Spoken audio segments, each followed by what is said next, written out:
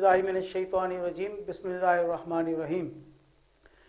ख़वातीन हज़रात अस्सलामु अलैकुम। SHM TV से आपकी आवाज़ से मैं हूँ मोहम्मद सलीम मेमन। ख़वातीन हज़रात, मैं आज आपके साथ गुफ्तगू एक नए अंदाज में करना चाहता हूँ। आज आपको मैं बताता हूँ कि मुझे मेरे उस्ताद मोहतरम ने आज मुझसे गुफ्तगू की और मुझे बताया, ब्रॉडशीट के हवाले से कुछ हक़ाइक़ मेरे सामने रखे जो मैं आपके सामने रखना चाहता हूँ। मेरे उस्ताद मोहतरम कहते हैं कि एक रुकनी ब्रॉडशीट इंक्वायरी कमीशन जो कि सिरे महल हुदैबिया पेपर मिल समेत 20 सालों के घोटालों की तहकीकात कर रहा है, तो क्यों ना इन घोटालों के साथ साथ इन 60 अरब रुपए की लगे हाथों तहकीकात भी हो जाए। जो साबिक चीफ जस्टिस साकिब निसार साहब ने अलीमा बाजी के अकाउंट को 2 करोड़ और 95 लाख रुपए जुर्माने के साथ हलाल करार दे दिया था, इसकी भी तहकीकात हो जाए। इसका जो TRS बनाए गए हैं उसमें इसको शामिल कर लिया जाए। मुझ जैसे फकीर को बहुत जब हम बात करते हैं तो लोग हमें जाहिल भी कहते हैं कि ये जाहिल हैं, इन्हें समझ नहीं आती। लेकिन मैं क्या करूं कि मेरे भी कुछ उस्ताद हैं और उन उस्ताद मोहतरम ने मुझे बताया कि इस इंक्वायरी कमीशन के जो हमें जस्टिस शेख अजमत शहीद का नॉमिनेट किया गया है वो इंतहाई ईमानदार आदमी है। क्यों नहीं होंगे? असद उमर साहब भी कहते हैं कि उनका इंतखाब बहुत अच्छा है और वो बहुत ही नेक इंसान है, पारसा है। मैं बिल्कुल मानता हूँ, वो यही तो वजह है, क्योंकि वो अगर वो नेक और पारसा ना होते तो शौकत खानम मेमोरियल हॉस्पिटल के बोर्ड ऑफ गवर्नर के रुकन भी ना होते। ख़वातीन हज़रात, ब्रॉडशीट, आज इसकी मैं आपको कहानी सुनाता हूं कि ब्रॉडशीट जो है उसका जो मालिक था वो एक माफियाई तंजीम से ताल्लुक रखने वाला शख्स था, जेरी जेम्स। जेरी जेम्स ने लोगों से फ्रॉड किया और एक वक्त आया कि उसने खुदकशी कर ली। लोगों को जब उसकी रकम फ्रॉड करके अदा न कर सका तो फिर तंग आकर छुप कर रहने पर मजबूर रहा और फिर एक दिन खुदकशी कर ली। और मजे की बात यह है कि जो इसका आज का जो इसका मालिक है कौवे मूसवी, वो ईरान से भागा हुआ आदमी है। वो जब इस पर इल्ज़ाम लगा ईरान में तो वो इराक के रास्ते वो फरार हो गया। बरतानिया, उस पर इल्ज़ाम लगा था कि वो बरतानिया की MI6 का एजेंट है। ये मौसूफ इससे पहले भी मैं आपको बता चुका हूं कि वो जेल यात्रा कर चुके हैं कौवे मूसवी साहब। उनके ऊपर भी बहुत सारे इल्ज़ाम आते हैं। मजीद दिलचस्प बात यह है कि नेब के प्रोसिक्यूटर उस वक्त के सन 2000 में जब ये नेब बनाई गई तो उसके जो प्रोसिक्यूटर जनरल थे फारूक आदम साहब, आपको सुनकर बहुत खुशी होगी कि वो भी, उनका ताल्लुक हमारे पाकिस्तान आर्मी से था और मेजर जनरल के रैंक पर उन पर गद्दारी का मुकदमा लगा और उन्हें सजा दी गई। यानी कि वो भी एक मुजरिम तबीयत के शख्स थे फारूक साहब। फिर उसी फारूक साहब के जस्टिस अजमत शेख साहब, उनकी अजमतों को सलाम करते हैं, वो उस वक्त डिप्टी प्रोसिक्यूटर जनरल थे। यानी कि वो इस फारूक आदम साहब के दस्ते राज थे।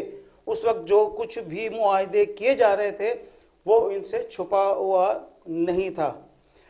अब हम आपको इससे थोड़े आगे की कहानी सुनाते हैं कि फारूक आदम साहब जब ये इनको सजा हो चुकी थी और ये बदनामे ज़माना थे, लेकिन इन्होंने ये डील करनी थी तो इसके लिए उन्होंने अपने फ्रंटमैन को आगे किया।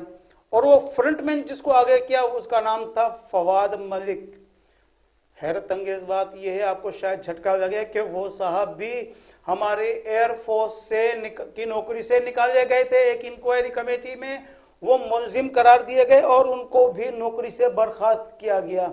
लेकिन चूंकि उनके ससुर नईम अकबर साहब वो खुद एक हाजिर सर्विस जनरल थे, तो उन्होंने फवाद मलिक की सिफारिश के ऊपर फारूक आदम साहब के साथ मिलकर تو نیب کے ذریعے براڈ شیٹ کے ساتھ یہ معاہدہ کرایا۔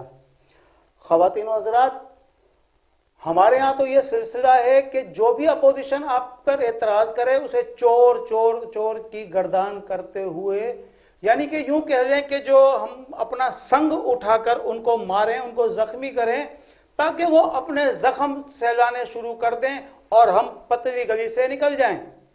اب تک تو یہی ہوتا رہا ہے، لیکن اس بار ایسا نہیں ہوگا۔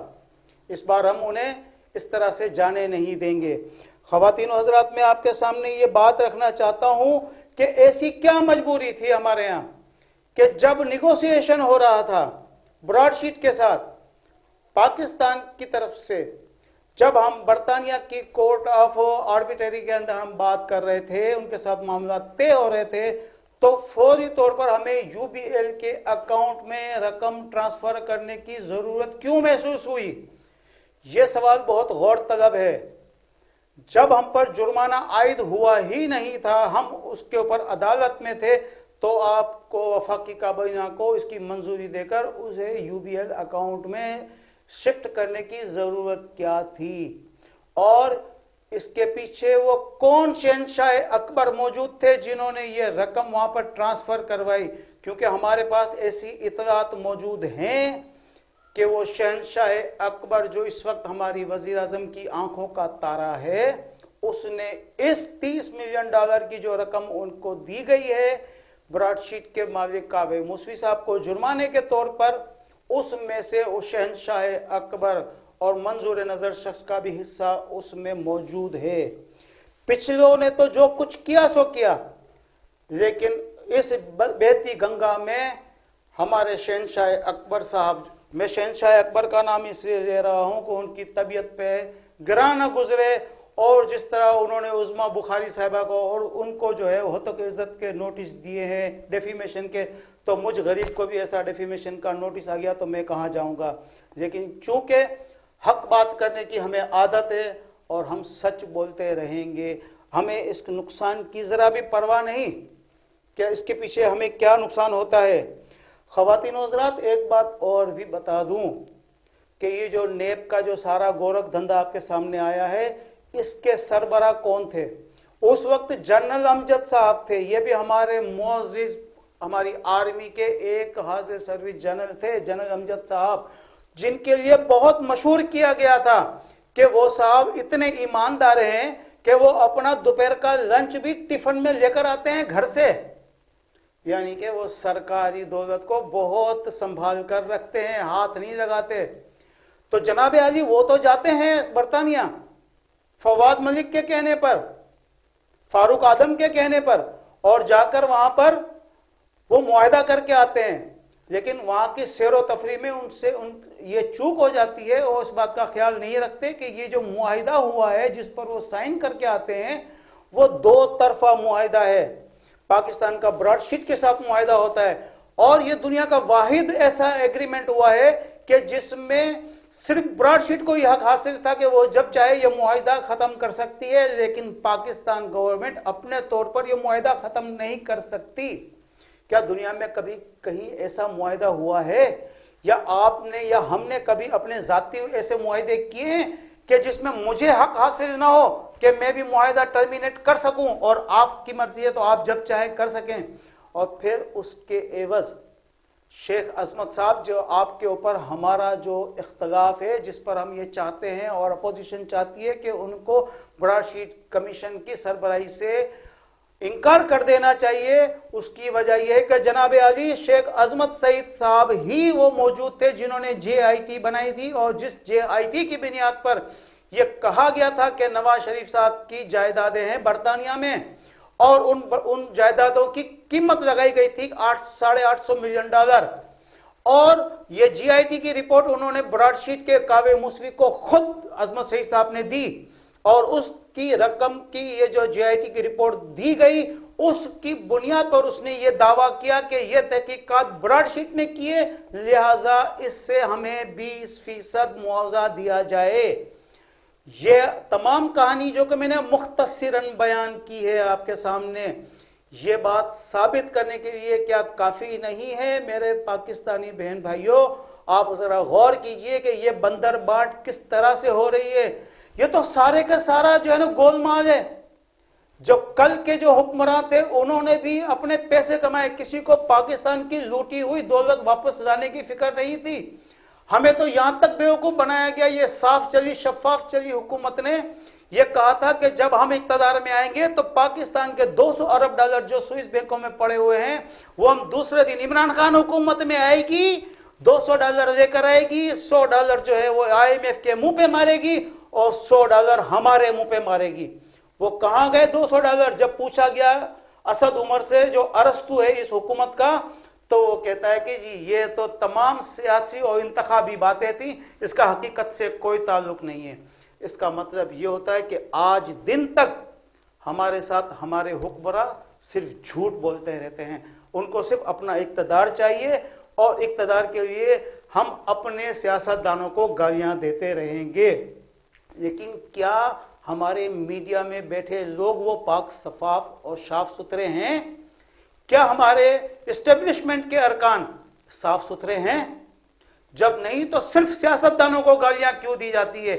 इसलिए कि आप नहीं चाहते हैं कि मुल्क में जमहूरियत चले और जमहूरियत का बोलबाला हो, पार्लियामेंट मजबूत हो। यहां जो आमिर लोग आकर अपनी मनमानी करना चाहते हैं और मुल्क के अवाम को गुर्बत की चक्की में पीसते हुए देखना चाहते हैं, ताकि कोई भी शख्स उनसे अपने ये अल्ले तल्ले जो इन्होंने सजा के रखे हैं उसका कोई इनसे हिसाब न ले। बाकी तफसील इंशाअल्लाह आइंदा वीडियो में होगी। आज तक के लिए इतना ही, मुझे इजाज़त दीजिए। अल्लाह हाफिज़।